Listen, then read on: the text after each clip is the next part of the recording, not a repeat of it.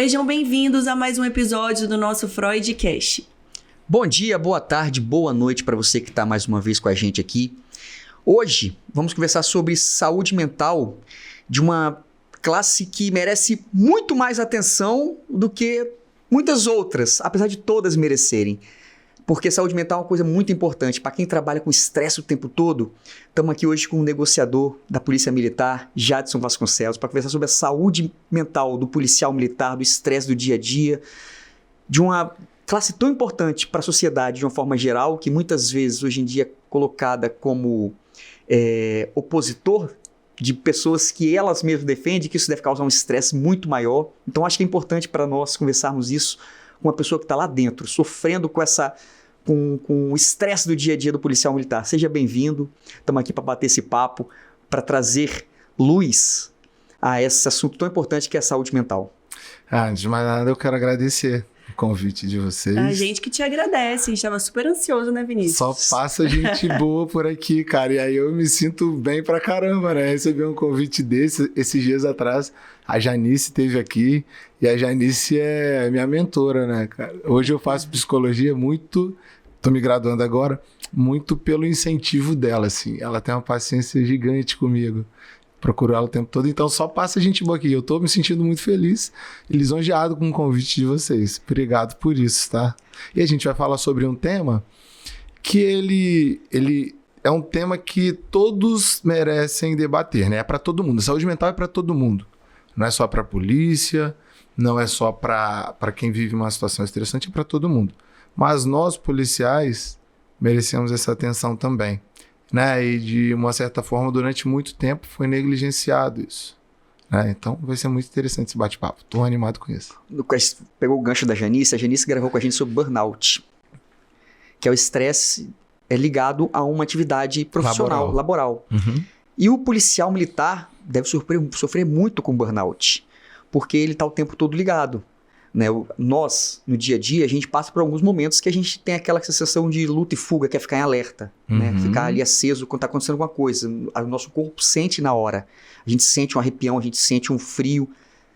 Mas quando passou aquele momento, por exemplo, uma quase batida de carro ou um risco iminente de alguma coisa que está vindo, você fica alerta, mas acabou, você volta, seu corpo fica calmo, tranquilo e você volta ao seu dia normal. O policial, quando ele está em trabalho, ele está o tempo todo em alerta. Então, isso deve gerar no policial, penso, né, que só por ouvir falar, porque eu nunca vivi essa situação como policial, é que o tempo todo, seu corpo está com descarga o tempo todo. Você trabalhando nas suas escalas, que geralmente são muito, muito loucas, muito puxadas. Abusivas, né? E abusivas, muitas vezes. E aquilo está o tempo todo, descarga. Isso deve gerar muito dentro da polícia militar, essa doença, o burnout, que hoje é uma doença laboral reconhecida, e é uma classe que está muito exposta a essa doença, dita até pela Janice. Você, lá de dentro, qual a sua visão sobre essa situação da saúde mental do policial? Se tem esse apoio da instituição, como é que você lida hoje em dia com isso? Então, falando especificamente do burnout, ele está ligado diretamente à atividade laboral, né, ao trabalho, e ele se caracteriza por uma exaustão, não é isso? Em virtude dessas atividades laborais, do excesso, né, cara? Em virtude de você não conseguir descansar, né? A atividade policial, ela se distingue das outras por vários motivos. E os policiais, os colaboradores que resolveram ser policiais, eles são pessoas que a gente, às vezes, é distorcido isso, né, cara? Mas são pessoas diferenciadas, cara. Num bom aspecto, não são melhores do que outras pessoas, mas eles são diferenciados, porque resolveram abraçar uma causa e abraçar uma atividade que talvez a maioria das pessoas, que a maioria das pessoas não se dispõe a fazer, certo? E essa atividade, ela está relacionada com todo o aspecto social também, né? Então, à medida que nós caminhamos, que a sociedade ela caminha numa direção positiva, boa, a atividade policial tende a ser uma atividade mais tranquila. À medida que nós encontramos disparidades na sociedade, a atividade policial ela se torna mais complexa. Hoje a polícia ela lida acaba que todas as mazelas que as dificuldades, os problemas que a sociedade produz, desenvolve, né? Aí a gente fala de acesso à educação, a gente fala de trabalho mesmo, né? De oportunidade de trabalho, desemboca na polícia. A polícia meio que tenta lidar com aquilo ali, cara, né? É como se fosse o braço do rio que desemboca no mar. Você só recebe, né? E lida com aquilo ali. Ninguém liga pro 90, vem aqui comer um bolo aqui em casa. Não, eu falo sempre isso, cara. Pro 90 pra chamar pra problema, né? Isso aí. Eu costumo dizer que ninguém chama a gente pra tomar um café, cara. É só pra resolver problema. Então, o policial, ele se adapta a resolver problema. Só que isso não quer dizer que ele não seja afetado por isso. Ok? Fala. E eu acho que no caso do estresse dos policiais, agrava mais ainda, porque o policial não é aquele profissional que bate lá o ponto, volta pra casa, tá tudo bem, né? Vocês continuam naquele estresse de luta e fuga, porque eu tava lendo uma reportagem dizendo que a maioria dos policiais são assassinados nos momentos de folgas deles. Você é militar o tempo todo, veja né? bem. Quando nós entramos pra polícia, a gente ganha uma identidade nova, você sabia? Identidade. Você é militar, você não é mais Sério? civil. Eu não sabia disso. A gente tem uma identidade nova. Você passa pelo curso de formação, você faz a transição de uma vida normal para uma vida policial, cara. Sim. A partir dali, você não é mais o Jadson. Exato. Acabou meu expediente no tribunal, eu vou pra casa e desligo dali. Isso aí. Acabou o expediente do Jadson, de outros policiais, ele é policial o tempo todo. É isso aí, eu sou policial. Então, na minha identidade, tá lá, policial. Entendeu? Uhum. Então, a gente não consegue mais desvincular, né? O que nós fazemos de quem nós somos. Assim, é difícil, porque você tá na folga, você tem aquela sensação de dever, né? Então, você não desliga mesmo, cara. Né? Mesmo que você tenha uma escala mais tranquila de trabalho, mas você ainda continua sendo policial, pô. Entendeu? Então eu acho que esse estresse ele não é advindo só das escalas de trabalho, não. Ele é advindo da condição policial, que é uma condição que quase te define. Isso aí que quase te define, entendeu? Você é aquela pessoa como se fosse até um luto, né? O Jadson antigo morreu, a partir de hoje eu sou o Jadson militar. É isso aí. E aí você uma nova vida. Isso aí. E você vive nessa com essa dinâmica, né? A partir desse momento. Eu acho que isso aí tem um grande poder né, no aspecto da saúde mental. Por isso a importância desse cuidado. Porque não tem como você ir para uma ocorrência, por mais simples que seja, briga de marido e mulher, e você voltar a mesma pessoa, cara. Certo? Bem, pelo menos do ponto de vista psicológico, sim, né?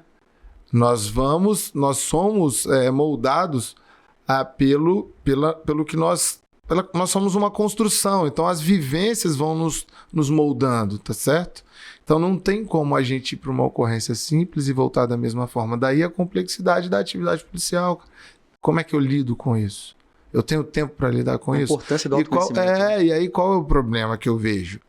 É que pelo fato de ser a nossa rotina, eu falo que eu gosto de resolver problemas. As pessoas falam pra mim, pô, você é negociador e tal, o que você faz? Eu falo, mano, eu resolvo problema.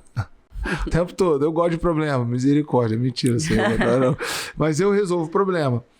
Não tem condição de eu ir pra uma ocorrência onde o cara sequestrou a esposa, fez a esposa de vítima ali, tá maltratando ela, eu negocio com ele, dá tudo certo, ele volta, né? Eu consigo ter êxito na negociação ali e eu voltar pra casa do mesmo jeito. Você fica ali 8 horas, 10 horas, sabe?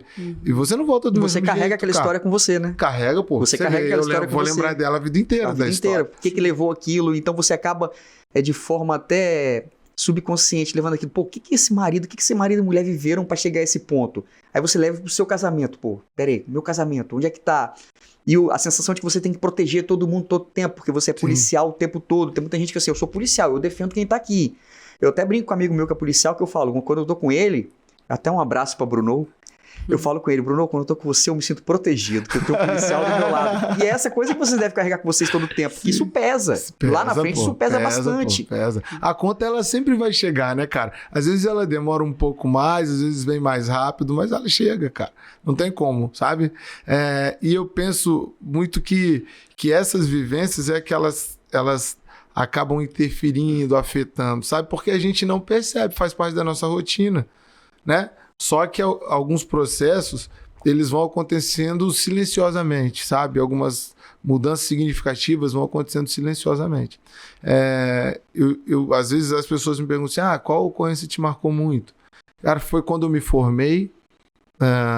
Eu lembro de uma que me marcou muito. Eu trabalhava na antiga Quinta CIA do 4º Batalhão, na Rádio Patrulha, e aí a gente foi chamado para atender numa comunidade carente um desentendimento entre mulher e marido, né? E tinha uma criança, eu tenho um filho e eu tenho uma grande ligação com meu filho, assim, muito legal a ligação que a gente tem. E, cara, quando eu cheguei lá, tinha a mãe, o pai, sabe, um cenário caótico, assim, mesmo, e a criança, cara. Tipo, eu acho que ela tinha 4 anos. E eu lembro da criança e do olhar da criança. E aí, naquela situação, o meu colega ficou atendendo os pais e eu não consegui fazer nada a não ser dar atenção pra criança, cara. E a minha vontade era de levar o menino embora. Sabe qual é? Como é que você desconecta disso, né? Isso te transforma, tipo, faz você ter um olhar diferenciado pra sua família, pra suas relações e às vezes até uma cobrança muito maior sobre aquilo, sabe? Então, a gente é marcado o tempo todo. E para além disso, nós temos a rotina também. Saiu agora, me parece, um estudo, acho que da Senasp, falando sobre o burnout, né, entre as forças policiais, não só a polícia militar, tá bom? É importante eu marcar isso também, porque a gente tem os bombeiros, polícia civil, polícia penal, e a gente diz que a polícia em todos os lugares no Brasil, ela veste o mesmo tamanho, cara. Ela enfrenta os mesmos problemas. Todo mundo veste 40, sabe? Por quê? Todo mundo enfrenta os mesmos problemas, cara. Não somos só nós, entende? Claro. E isso faz parte de uma cultura também. Mas hoje a gente vem tendo um avanço, assim, uma transformação. Acho que a saúde mental como um todo, a importância da saúde mental como um todo na sociedade tem tido um avanço de demonstrar a importância de cuidar da saúde mental. Porque era muito comum antes, você separava o corpo da mente. Okay. Às vezes você estava bem ali, a mulher, o cara bem, corpo são ali, todo sarado, mas a cabeça ele deixava de lado. Se eu estou bem fisicamente, o resto vai dividir. Não tratava como unidade. E com o tempo, isso vem ganhando importância de, calma, você é um todo, você não é só físico, você não é só mente, você é uma unidade.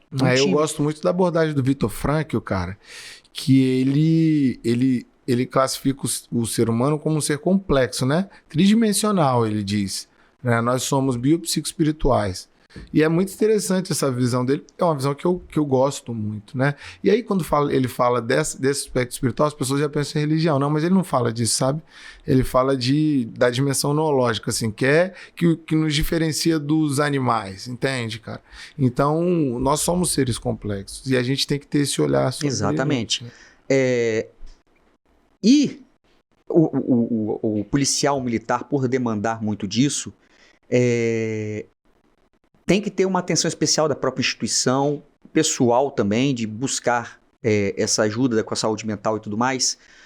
Mas também deve ter muito aquele preconceito ainda, enraizado, aquela coisa antiga de se eu procuro um psicólogo, se eu procuro um psiquiatra, se eu procuro uma terapia, eu posso te achar de doido, eu posso te achar de fraco, eu não posso demonstrar minhas fraquezas, porque eu tô aqui para defender, eu tô aqui não para me mostrar como um cara que precisa de ajuda, um cara que pode chorar. Principalmente para homem isso, tá?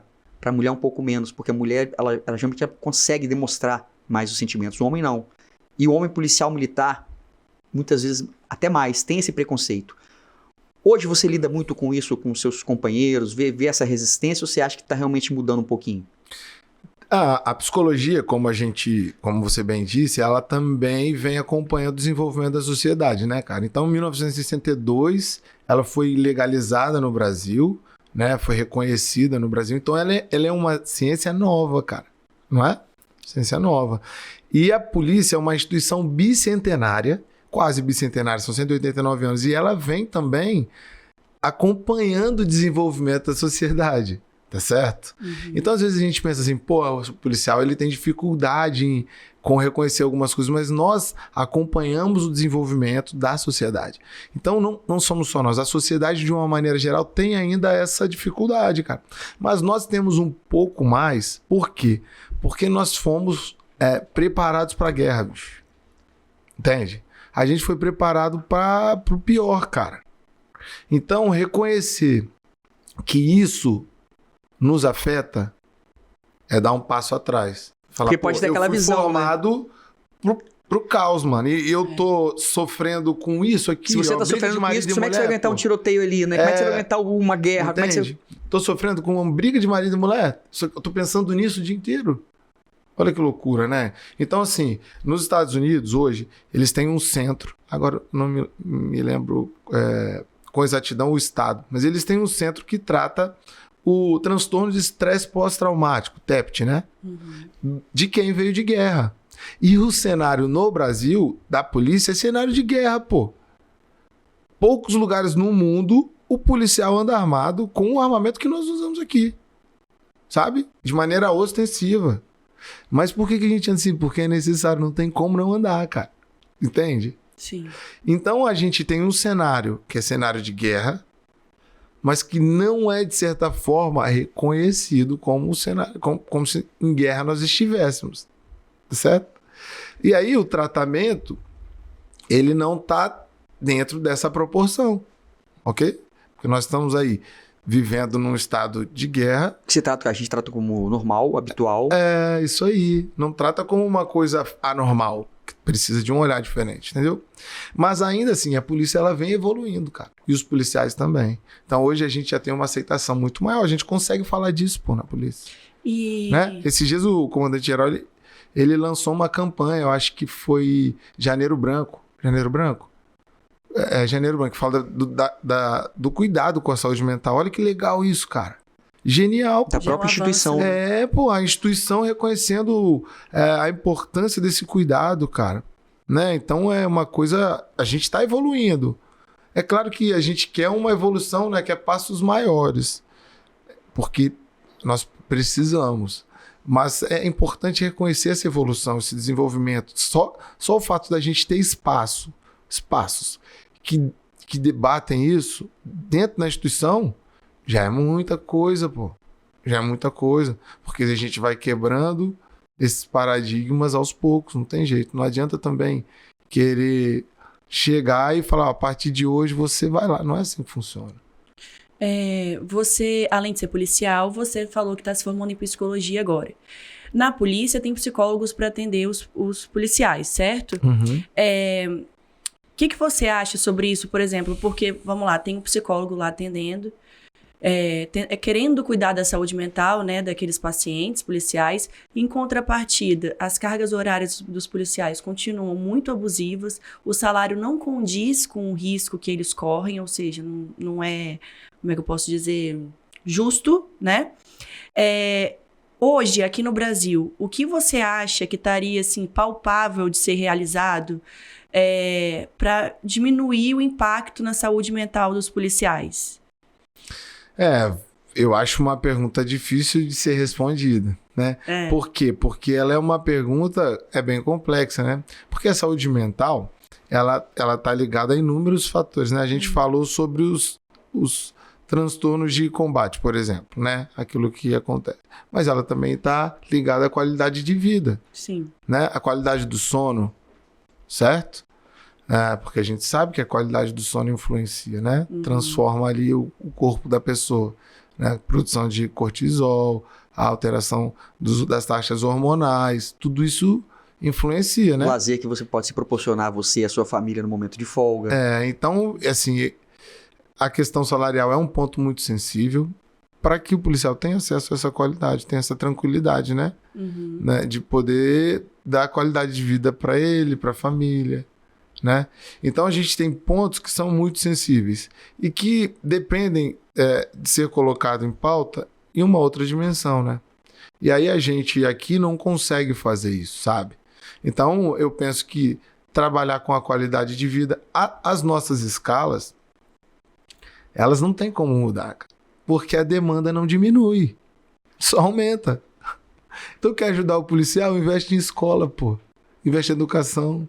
Né? Investe na sociedade de uma maneira geral, trabalho, pô, abre portas de emprego, capacita as pessoas, entende? Mas é inversamente proporcional, assim, a demanda aumenta, mas ao mesmo tempo também aumenta policiais que se afastam por doenças psiquiátricas, Todo dia, eu não Sim. tenho o número exato, mas diz que todo dia se afasta uma quantidade significativa de policiais. Eu também não me recordo dos números apresentados nesse último estudo, mas diz que sim. E, cara, eu imagino que sim. Então, você aumenta o trabalho, mas... Eu imagino que sim, porque você vai estar mais linkado ainda com aquela realidade, né? Seu tempo fora daquela realidade ali diminui um pouco. E o tempo que você tem, você vai estar exausto, né? Como é que você vai querer cuidar? Como é que você vai conseguir cuidar da saúde? Porque o cortisol tá alto, como é que você vai conseguir ir pra academia, puxar ferro? É isso. Isso mesmo. Complicado. E como a gente é, assim, nós somos seres complexos, né? Tipo, tridimensionais, você precisa cuidar da sua saúde física, saúde espiritual e da saúde mental também. Você não consegue estar bem. Se a saúde física tá uma merda, as taxas todas alteradas, sabe? Problema de coração. Como é que você fica bem, cara? O desequilíbrio, né? Não, então essa balança. Eu também não acredito assim. Inclusive, a saúde, a definição de saúde pela Organização Mundial da Saúde, ela é, para mim, equivocada, porque ela fala depois dá um Google aí para pesquisar, mas ela fala de uma saúde perfeita, né? Já que você tem que estar bem, tudo certinho. Isso não existe, né, cara? E eu acho que isso aí até corrobora um pouco mais para que a pessoa adoeça, porque ela fala, ela vai olhar aquilo, eu nunca vou atingir. Eu não vou atingir isso nunca, eu nunca vou estar bem. É a questão, né? O positivismo tóxico ali de olha só o que é saúde perfeita, sua saúde está perfeita. Não, então é uma merda. É isso aí, eu nunca vou estar bem, mas a questão está no equilíbrio, né? E eu não digo, o policial tem que... seria bom se ele pudesse ter lazer o tempo todo e tal. Mas um equilíbrio, ele é importante, sabe? Ter equilíbrio na qualidade de vida física, o cara conseguir fazer atividade física, o cara ter condições de pagar por aquilo, qualidade de vida espiritual também, cara, sabe? Um olhar interior, assim, tipo, eu acho necessário e o cuidado com a saúde mental. Então, esse equilíbrio, não é sempre que um vai estar bom, mas sabe, aquele equilíbrio. Hoje eu não estou tão bem fisicamente, a coisa não está legal e tal, mas olha, estou bem aqui espiritualmente, estou bem mentalmente, então tá tudo bem, sabe? Depois melhora, amanhã eu volto a malhar, amanhã eu volto... Então, hoje eu não estou tão bem emocionalmente, né? Tem o autoconhecimento dos altos e baixos. Mas eu vou lá malhar e tal, sabe? Sim. Então esse equilíbrio, eu acho que é saúde. E assim, e aí a gente entra nesses aspectos de, como é que o policial tem acesso a essas coisas? E deixa eu tirar, aí é uma dúvida mesmo que eu tenho. Por exemplo, a escala, não sei se é de 12, 24, não sei como é que é a escala do policial, se tem as duas formas. Não, são muitas, cara. Muitas. Por exemplo, você entrou numa ocorrência, você começou a sua escala, você entrou numa ocorrência às 7 horas da manhã. Você foi pro lugar, teve uma troca de tiro. A partir do momento que você saiu, que acabou aquela ocorrência, você dali volta e, calma, vamos dar uma atenção aqui que ele acabou de passar por uma troca de tiro que a vida dele foi colocada em risco. Ou às 9 horas pode ter outra ocorrência e você vai ter que ir para ela de novo, trocar tiro de novo e volta e assim até o fim da sua escala. Como é que funciona isso? Não, pela legislação, nossa legislação, a gente tem o direito de trocou tiro, você vai buscar apoio psicológico, entendeu? Vai ser acompanhado. Aí você fica afastado ali da escala de serviço até o seu psicólogo. Então tem esse cuidado de você teve uma troca de tiro, você tá... Vem cá. Tem. O que acontece é que muitas vezes a gente não faz, né? Porque a gente, como eu te disse, a gente foi formatado, preparado para esse tipo de ação, né? Tipo Robocop, confronto. Né? Cara. E a gente até mesmo internalizou isso, assim, com tranquilidade, sabe? Só que em um determinado momento, é o que eu te falei, a conta chega, você sente. E aí, com os anos, eu imagino, sabe? Quanto mais você trabalha, quanto mais tempo você está ali, eu acho que mais isso vai te afetando. Então, mas existe essa lei de que você tem uma troca de tiro, você se afasta para ter um atendimento psicológico e tudo mais. Existe. Hoje a gente tem o HPM, que proporciona esse serviço. A gente tem a Aspra, e é importante eu falar sobre ela aqui também, porque é a Associação de Praças, né? E ela tem se esforçado muito, cara, muito para fazer o máximo e até mais do que ela pode fazer. O presidente lá, a diretoria social, eles têm abraçado essa causa e feito das tripas coração para conseguir atender os policiais. Buscando parcerias, por exemplo, lá na sede da Aspra, a gente tem alguns dados, né? E, pô, a gente tem 200 atendimentos por mês com 2 profissionais, olha que loucura. Gente pra caramba. E o resto não é atendido, os outros militares e familiares também, porque tá na fila de espera. Mano. Então, imagina, 2 profissionais dando conta disso tudo, olha que coisa. E aí a associação, ela busca parcerias, outros consultórios para poder prestar esse atendimento aos policiais. Então e não só os policiais, aqui é interessante falar também, cara, os familiares. Por quê? Exatamente. Muitas vezes o policial tá tranquilo. E sua esposa, tá você sai de casa, você vai voltar? Como é que é a saúde mental dela? Só que a família também, sabe, tem um impacto muito grande na vida do policial. E como é que você sai tranquilo sabendo que sua esposa tá em casa desesperada, tendo crise de ansiedade, crise de pânico, porque meu marido não vai voltar, ontem ele trocou tiro, hoje ele vai voltar? E que ele mesmo pensar que ele realmente pode não voltar pra ali, né? Mas nessas horas, às vezes, como pai, às vezes como mãe, a gente não pensa nem muito na gente, né? A gente pensa mais na nossa não, filha, mas assim, nossa esposa, do que...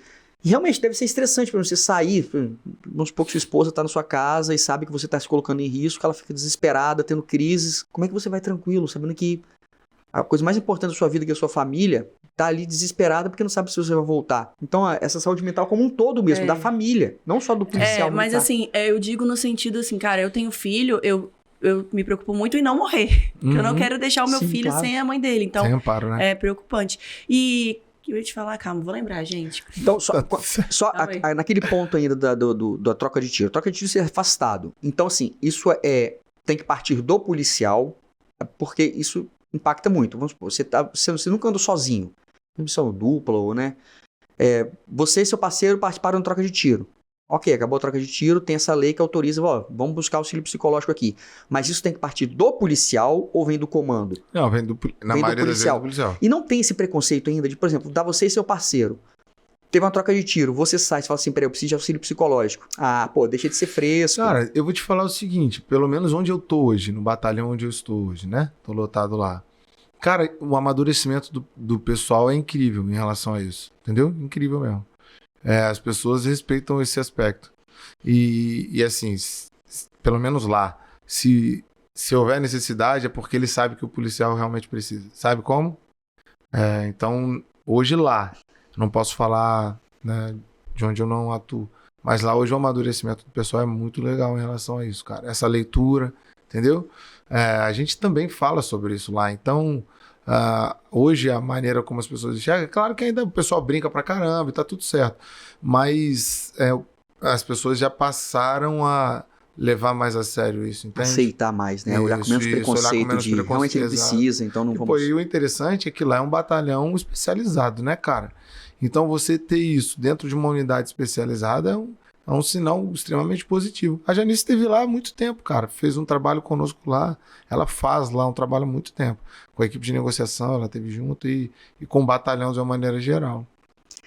E, Jadson, você trabalha negociando, né, algumas situações que ocorrem. Por acaso, uma curiosidade minha. A gente sabe que os policiais têm uma taxa de suicídio muito grande, né? Justamente por conta da saúde mental. Por acaso, você já foi chamado para negociar no sentido de tentar salvar a vida de um colega seu de trabalho numa situação assim? Já houve, eu não tava nessa ocorrência, mas os meus colegas da equipe de negociação já atenderam sim um colega nosso, né, numa situação de crise, assim, sabe? Porque o policial, ele de uma maneira geral, ele também é uma pessoa, né? Sim. Ele tá ali na sociedade, né? E ele acompanha a sociedade de uma maneira geral. E hoje nós temos na nossa sociedade inúmeros gatilhos, né? Eu digo que a velocidade com que tudo acontece é um gatilho muito forte. A maneira como tudo é apresentado é muito forte. Então, para nos tornar pessoas mais ansiosas, pessoas mais, sabe? E a ansiedade também não é um problema. A crise de ansiedade, né? O excesso dela que é o problema. Então, o policial está inserido nisso tudo também, sabe? Além da realidade dele, ele também está inserido na realidade social, cara. Que, sabe? Que também tá uma bagunça, sabe? Que que também está sofrendo muito, entende?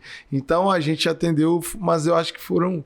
a gente participou de 2 situações, eu não estava em nenhuma das 2, mas os companheiros lá atenderam e foram bem-sucedidos, assim, sabe? Como ao longo da história, a gente vem sendo bem-sucedido, graças a Deus, né? Então, foi bem, atendemos e saiu bem também. É diferente, porque é com um companheiro também, né? E aí, assim como ocorrência em que eu atendo, que você atende com criança, eu Você tenho se vê filho, ali, né? você transfere, né? Você fala, cara, você faz aquele espelhamento. E com o policial é a mesma coisa, né? E aí atenderam, mas saíram super bem, assim, e o resultado foi bom, aceitável. Aí vamos falar da parte da negociação, né? Que eu acho. A gente estava até conversando antes aqui, ele estava contando umas histórias que a gente fica fascinado, assim, quando a gente vê, geralmente a gente vê pela televisão, né? Tá acontecendo um sequestro no ônibus no Rio de Janeiro, tá acontecendo um sequestro em São Paulo, e a gente sempre vê aquela figura do negociador.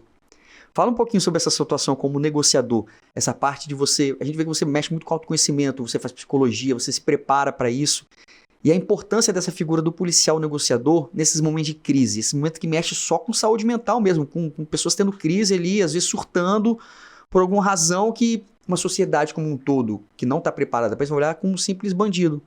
É um bandido. Pode ser um bandido, às vezes, sequestrando um ônibus? Ok, pode, mas também pode ser um pai que surtou, um colega de trabalho que surtou. Antes de conversar aqui, eu estava vendo uns relatos de um policial militar que ele estava falando que no momento de surto dele, para ele não dar um tiro na própria cabeça, ele parou a viatura num areal e descarregou a arma num areal para aquele surto passar, para ele não usar aquela arma para dar um tiro na própria cabeça. E é o que acontece muitas vezes. Você deve pegar muito negociação de pessoas, muito entre aspas, normais, que surtam e fazem alguma coisa que demanda o trabalho de vocês. Como é que é a sua atuação nesse momento de crise como negociador?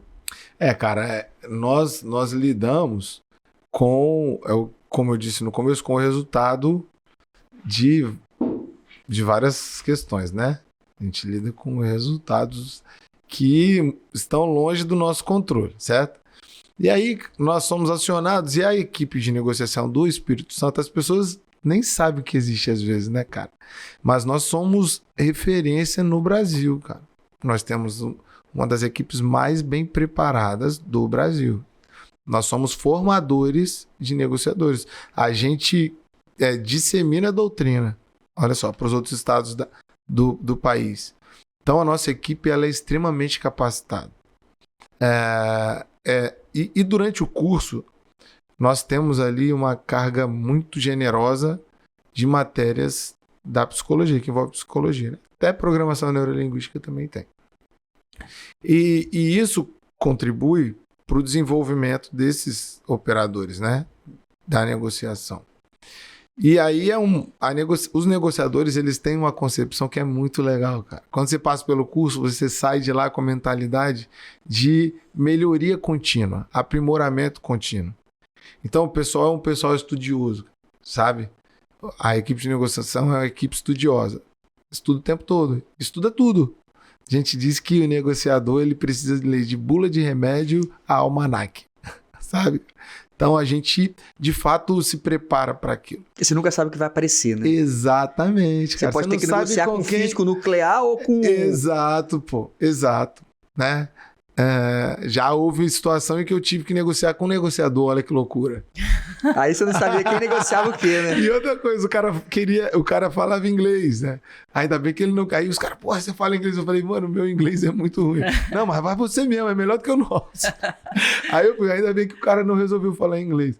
Mas veja bem, a gente tem que estar preparado para tudo, né? De certa forma, esperando que nada aconteça. A grande realidade é essa, a gente se prepara para tudo, mas a gente torce para que nada aconteça. E aí a gente, quando faz os atendimentos, cara, eles são bem individualizados, né? Bem direcionados, assim, sabe? Então, por exemplo, se é com um sequestrador, um criminoso, é um tipo de abordagem, certo?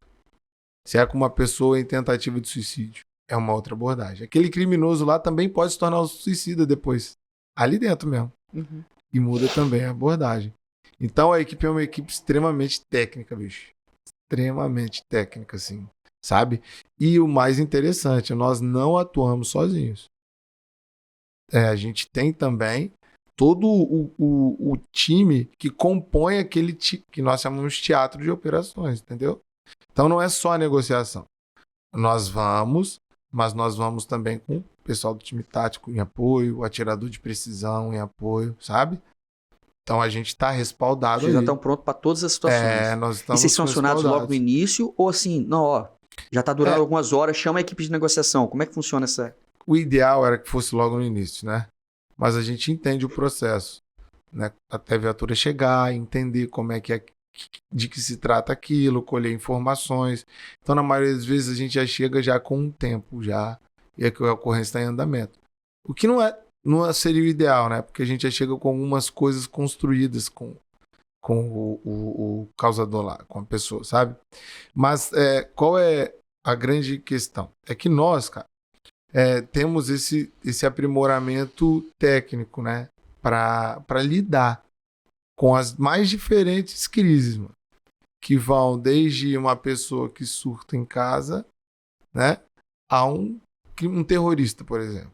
Entende? Nós somos treinados e preparados para lidar com esse público de uma maneira geral, sabe? E as negociações, elas funcionam muito bem.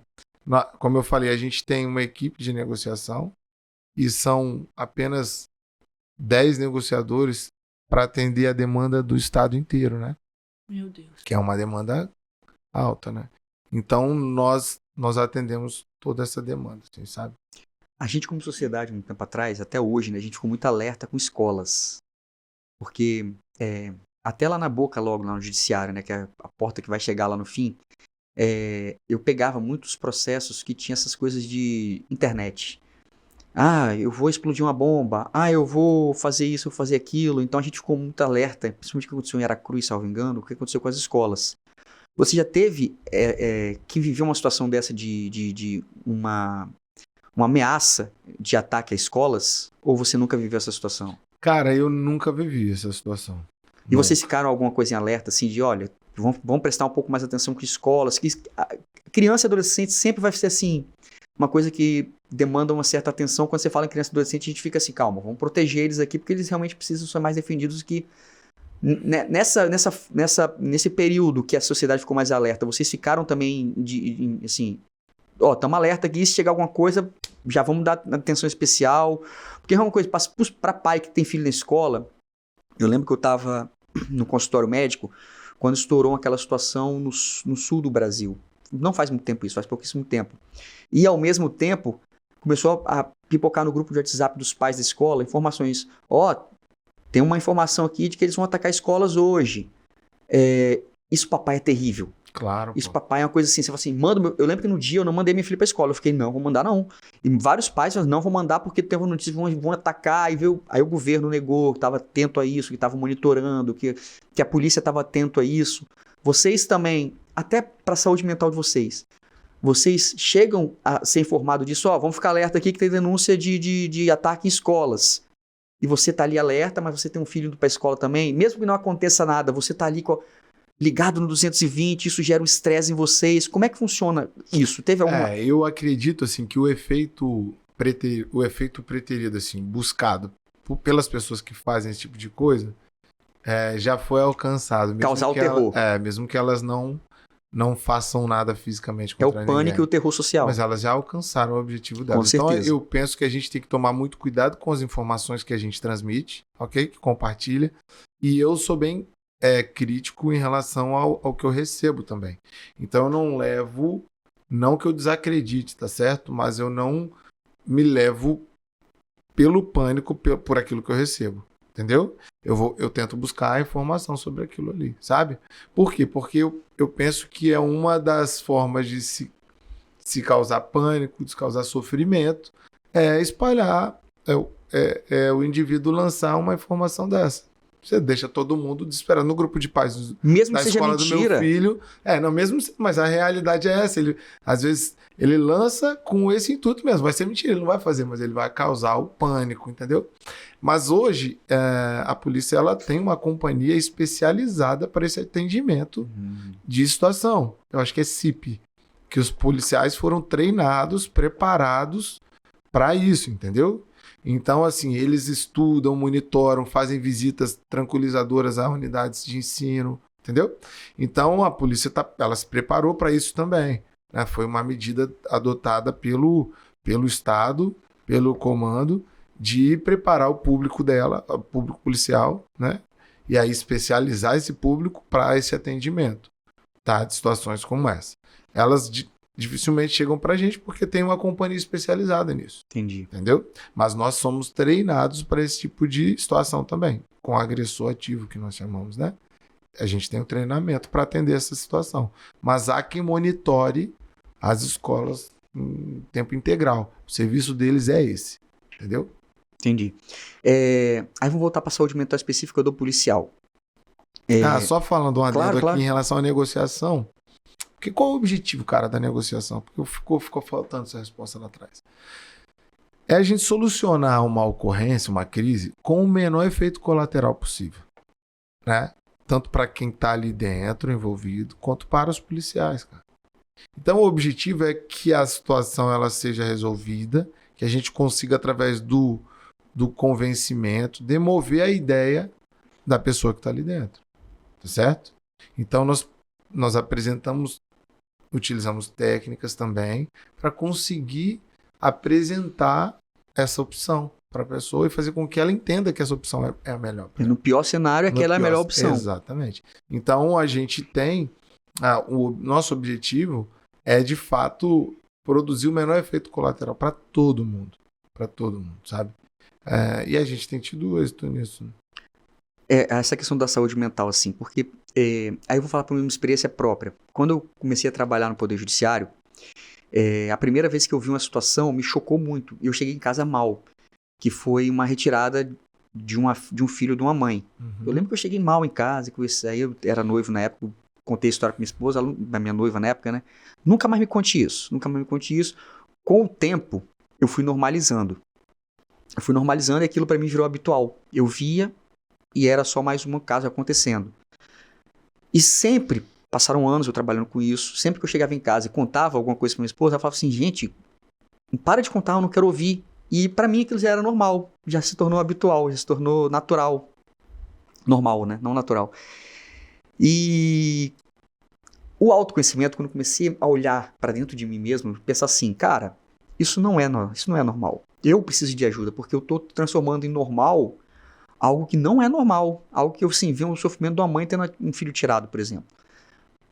Você lá hoje, como negociador, como policial militar, tem muitas coisas, você é treinado para isso, mas o autoconhecimento dessa coisa de, calma, eu tô ali vivendo uma negociação tensa de horas, de 2, 3, 4, 5, 6 horas, 2 dias. Quando você sai dali, você é uma pessoa com autoconhecimento, você busca esse se entender para compreender o contexto que você está. Mas o negociador em si, quando ele passa 18 horas negociando com um cara que está com um filho na ponta de uma arma, ameaçando matar, quando sai dali, o atendimento psicológico dele é diferenciado daquele policial, por exemplo, que teve uma troca de tiro, para você não passar a normalizar aquilo como, negociei mais uma vida aqui, acabou, vamos voltar para casa, amanhã me chamam de novo. Como é que funciona isso? Não é diferenciado, cara. Não é. E assim, mas só que nós temos um amadurecimento muito bom na equipe de negociação. Pelo fato da nossa formação, né, como negociadores, nós termos acesso a conteúdos da psicologia, todos nós temos essa concepção da necessidade de buscarmos ali um cuidado especial com a nossa saúde mental, tá certo? Então, há uma abertura dentro da equipe para isso. E, no entanto, que a Janice fez um trabalho conosco durante 1 ano, cara. 1 ano, entende? Por quê? Porque há uma abertura para isso, né, dentro da equipe. E há também todos ali dentro, eles têm esse olhar diferente sobre si, entendeu? Sobre como não tá legal, até que ponto eu tô, tenho que procurar alguém, preciso procurar ajuda, entende? Então, apesar de não termos esse atendimento diferenciado, nós temos algo que que contribui para que a gente busque um atendimento diferenciado. Entende? Então, o autoconhecimento da equipe mesmo. As pessoas se conhecem, né? Lá. E isso contribui. Então, ninguém passa desapercebido. Se ele mesmo já identifica, ele mesmo procura, entendeu? Porque pra gente é natural, normal, a busca pela saúde mental, entende? Sim, sim. A equipe tem esse amadurecimento, até porque se não tivesse, a gente não conseguiria chegar ali atender àquele posto, né? Isso aí, atender e dar conta do que a gente dá conta. Você chegar a esse ponto de ser um negociador, já meio que tá embutido que você trata da sua saúde mental, coisa assim. Você não vai chegar aqui sem tratar da sua saúde mental, mais ou menos isso. Sim. Você não vai negligenciar aquilo que você fala, pô. Né? Você fala sobre isso, você cuida disso. Você não vai negligenciar isso, sabe? Então já é meio que já é uma coisa rotineira nossa, sabe? Por exemplo, agora mesmo, a gente mesmo desenvolve instruções dentro da equipe relacionadas a isso. Né? Aí eu tô me graduando lá, aí eles, pô, não, você tem que falar com a gente sobre isso, vamos bater papo sobre isso. Então a gente tem essa abertura, sabe? É bem legal. Aí eu vou fazer uma pergunta para você, que eu sempre falo com amigos policiais que eu converso. A gente vê assim, existe hoje, né, na sociedade, um mundo virtual, existe o mundo real. Às vezes no mundo virtual a gente tem a ideia de que algo está acontecendo por causa da nossa bolha, por causa de algoritmo, que a gente se fecha naquela bolha, então a gente transforma aquilo no nosso mundo. Nossa, você viu o que está acontecendo? Só se fala disso, só se fala disso aqui, mas quando você vai para o mundo real é outra coisa. Então são dois mundos diferentes. Quando a gente vai para o mundo virtual, que é feito de bolhas, vários tipos de bolha, a gente observa muito de vilanização do policial militar. Tem muita gente que prega um discurso contra a polícia militar. Porque no Japão eles têm muita ideia de coletivismo.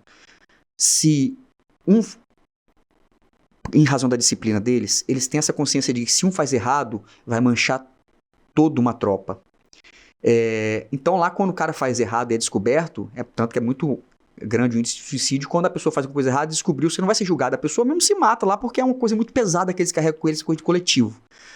Aqui, toda classe, de todas as profissões do mundo, é composta por gente que faz coisas boas e composta por gente que faz coisas ruins. Qualquer classe. Professor, juiz, policial, qualquer classe, jogador de futebol. Só que na bolha de rede social a gente vê muito disso de vilanização do policial militar, de querer transformar o policial militar em inimigo da sociedade. O que muitas vezes não acontece no dia a dia. A sua sensação como policial, que vai para as ruas, que se apresenta como militar, porque você é militar o tempo todo, como se disse, da sua nova identidade. Você, na vida real, você vê isso de gente olhando com cara feia por você ser policial, ou você acha que isso é uma coisa mesmo de bolha de rede social, de um determinado nicho que olha dessa forma? Cara, eu acho que é uma questão cultural mesmo, sabe? As pessoas têm isso meio que internalizado um pouco. Ninguém gosta de ser chamado a atenção, né? Mas também ninguém gosta de fazer a coisa certa, né, mano? Todo mundo brasileiro gosta do jeitinho. E aí, só que ele não gosta de ser chamado a atenção, porque ele tá dando jeitinho, pô. Entende? O cara anda sem cinto. Tá na lei que não pode andar sem cinto. Aí o policial chega pra falar com ele, ele acha ruim, pô. Mas vem cá, você não sabe que pode andar sem cinto. Não precisava nem do... Então as pessoas não gostam disso. E o policial tem esse papel, cara. Porque se deixar, infelizmente, vira bagunça, cara. Sabe? Porque as pessoas, elas não têm esse bom senso e educação necessárias para fazerem a coisa certa por si só. Entende? Na maioria das vezes, né? Elas voltam e meia, dão uma burlada ali, querem dar uma burlada no sistema. Entende? E aí o policial assume esse papel de, olha aqui, poxa, cara, você tá fazendo isso aqui, pô. Alguém me chamou, né? Porra, não faz isso, cara. Um exemplo, som alto. Pô, precisava do policial ir chamar a atenção de som alto, cara. O seu direito acaba quando começa o do outro, porra. Se eu viver evangélico, você tá ouvindo funk alto pra caramba, cara. Aí vai o policial lá, aí o que acontece? Ah, polícia é isso, polícia aquilo, você entende? Sim. Então é uma coisa que é até simples, cara, mas é porque trata de educação e cultura mesmo, sabe, das pessoas. E aí o policial, ele tem essa imagem por conta disso, né? Porque as pessoas não querem ser chamadas a atenção, mas, cara, elas não buscam fazer o certo, pô. Se você faz certo, você vai ser o melhor amigo do policial, cara. Você não vai ter problema com o policial. Entende? As pessoas reclamam de abordagem. Cara, como é que pode reclamar de abordagem, cara? Não gostam de ser abordados. Sabe? As pessoas gostam, sim, de ver algumas pessoas... Tipo, aí elas falam que o policial é preconceituoso, mas elas gostam de ver pessoas que têm uma determinada característica estarem sendo abordadas. Nossa, aqui a gente está seguro, a polícia está abordando. Agora, se a polícia inverte e aborda ela não, pô, por que você está me parando? Por que você parou meu carro? Sabe? Exatamente. Entende? E, na verdade, você deveria estar... Meu irmão, pô, os caras estão trabalhando, né, cara? Olha isso. Os caras estão atentos, sabe? Estão preservando a minha segurança. Porque eu sou um cidadão de bem, não faço nada errado, tá tudo certo comigo. Mas e se nesse carro aqui fosse uma outra pessoa, né? Que tivesse armado, infringindo a lei, de alguma forma, entende, cara? Sim. Então a gente a concepção ela é muito equivocada, distorcida mesmo, sabe? Distorcida, pô. A gente ouve... E existe uma coisa também... A mídia teve um papel de desconstrução muito grande, sabe? Em relação a alguns pontos de vista das pessoas, né? Isso eu tô falando até meu ponto de vista também, tá? Não tô dizendo que... Sim, claro. Mas eu tô aqui apresentando um ponto de vista. Um exemplo é a glamorização do crime, cara. Pô, cara, você já teve numa favela, num lugar, onde você vê ali como é que é a dinâmica do crime? Não tem nada de glamouroso, meu irmão. Nada de glamouroso. Sabe? Só que a mídia bota na novela os caras, por exemplo, porra, meu irmão, o cara com dinheiro, o cara com cordão de ouro, o cara com... Não tem nada disso, mano. Os caras ficam igual mendigo, cara. Só que aí a mídia fez o quê? Glamourizou isso, bicho. Eles mostram o recorte, né? Do chefão. Mas na real, né, o chefão mesmo, ele nem Ele ali mora tá, ali, né? cara. Eles não botam isso, eles glamourizam a coisa, sabe? E eles botam quem como o carrasco? Policial, cara. Eles invertem, eles glamourizam a profissão do bandido e o policial eles botam como sendo olha, esses caras aqui, tudo, sabe? Passa fome, olha isso aí, como é que... Sabe, entende, cara? E, cara, quando você chega num local desse, pô, você vê lá, os caras vivem com um colchão no quarto, um ventilador e uma marmita do lado, mano. Você não vê aquele traficante que tava preso na onde que tava? O Maruja Aqui, aí? Não, que o cara era o cara, chefe. Meu irmão, o cara preso, se escondendo. Que glamour que tem nisso, cara? Que glamour que tem nisso? Só que aí foram construindo essa ideia aí ao longo de anos, meu irmão. Não foi uma novela. Não foi um seriado. Não foi, sabe? Foram anos de construção. Mas aí vai muito da complexidade humana, né? De que narrativa a gente compra. Por exemplo, se você pega uma narrativa... Vou pegar um exemplo aqui. Casa de Papel. Se você pegar Casa de Papel, quase todo mundo que assistiu Casa de Papel torceu pra quem? Pro bandido. Pro bandido. Porque isso, o contexto levava a gente a torcer pro bandido. Isso, o policial ali, a policial, no caso, na última temporada, a policial, ela foi colocada como uma bandida. Uhum. Ela tinha as suas atuações ali de forma duvidosa? Tinha, mas qual era o objetivo dela? Era conter os bandidos. Uhum. Mas todo mundo torceu pra quem? Eu encontro uma outra pessoa e falo assim, não, eu torci pra polícia. Eu falo, quanta outra? Você torceu o professor sair e conseguir viver lá na praia deserta, junto com aquela outra policial que abandonou o cargo de policial pra se juntar a ele, pra virou, né? Então, assim, é questão de narrativa mesmo. É a narrativa que é comprada. É a narrativa que é feita. Às vezes em bolhas, às vezes na vida real. Por isso que eu te fiz a pergunta, porque eu sempre vejo essa questão. Se você for pra rede social, você vê uma coisa. Se você for pra vida real, eu não sei como é que é na vida real. Eu não sei como é que é o dia a dia do policial na rua. Como é que ele se sente. Se ele se sente acolhido. Quando você passa por um lugar, você se sente acolhido. Se sente o pessoal olhando de rabo de olho, entendeu? Ah, sim, né, cara? Tá dentro disso que eu te falei, assim. Em alguns lugares, nós somos bem acolhidos, né? E é nítido isso, a gente se sente assim. Mas em outros também não. E tá tudo bem também, a gente não quer abraço e tapinha nas costas de ninguém não, mesmo. A gente faz o que tem que fazer. E boa, segue o barco. Aí não tem mimimi, né? Esse negócio de, eu quero ser... eu quero Vem tomar um café comigo. Não, meu irmão, é o que é, entendeu? É claro que isso mostra pra gente, fala mais sobre a sociedade do que sobre nós, entendeu?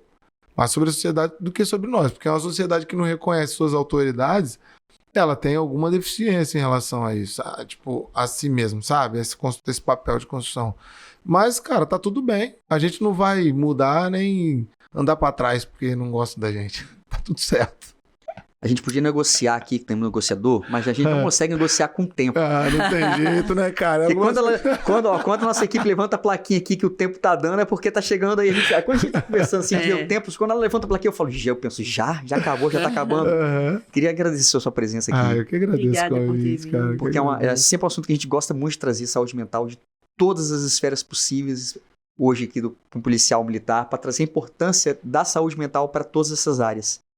Queria pedir para você que está com a gente aí, seguir a gente no Instagram, no YouTube, no Instagram Freud_Cast, no YouTube só jogar Freudcast, vai aparecer lá um monte de episódio para você seguir, para você conversar com a gente aqui, manda mensagem, no meu pessoal, no da Carol, a gente sempre responde, a gente aceita sugestões, para você estar com a gente aqui, trazer assuntos cada dia mais importantes para todos nós. A gente aprende aqui, a gente espera que você aprenda um pouco aí, a gente traz pessoas especiais para conversar com a gente. Obrigado. E de novo, brigadão pela sua presença.